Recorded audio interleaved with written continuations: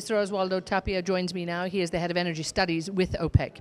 Now, this is the 7th joint symposium, and really looking at the outlooks, really the 7th time you put this together. A lot of work went into this, but how important has it become over the years that all of you actually cooperate and put this together? Well, the evolvement of this encounter has been all the most positive over the years. What started with a very cautious event at the very beginning has evolved into a very mature annual event, which is expected by all the parties involved.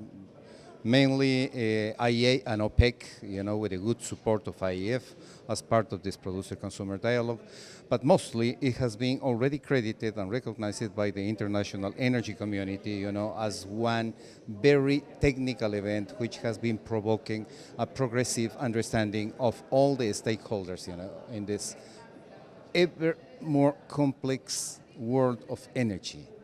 Nowadays, it's a real challenge.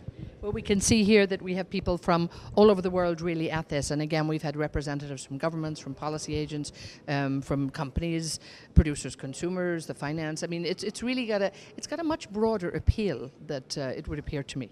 Absolutely. It's the whole spectrum, experts which are attending year after year. And what's even more important, they are not only attending, but becoming ever more interested, in the development of the event. And the coverage is being, very much rewarding, by the international media. They are all pending, on the outcomes, on the comments which emanate from the event in Riyadh.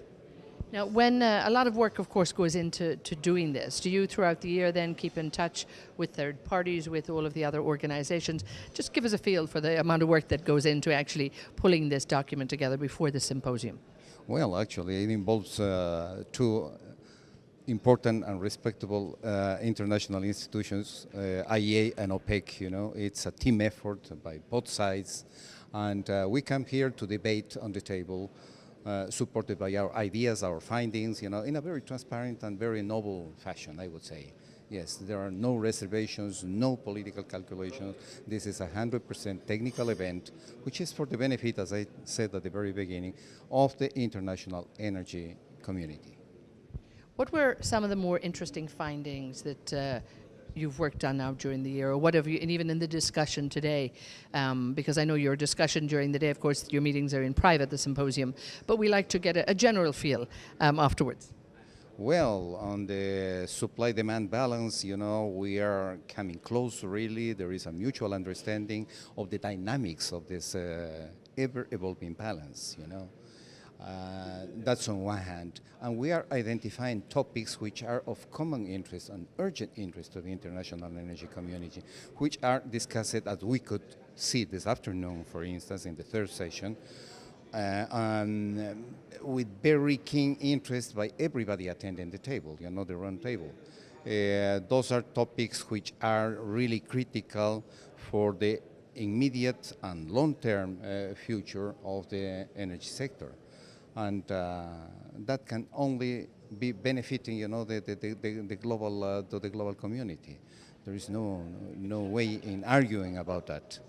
And the role of the International Energy Forum, how has that changed and strengthened during the last few years? Do you think it really is its critical organization to have in place? Absolutely. The role of the IEF has evolved, into that of a very mature institution, which is sort of benchmarking at this point in time this event. After 7 editions, it's sort of becoming a benchmark.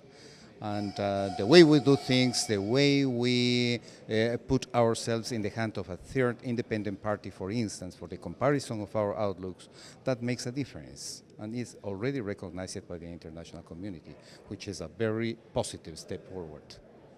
Super, we'll leave it there. Thank you so much.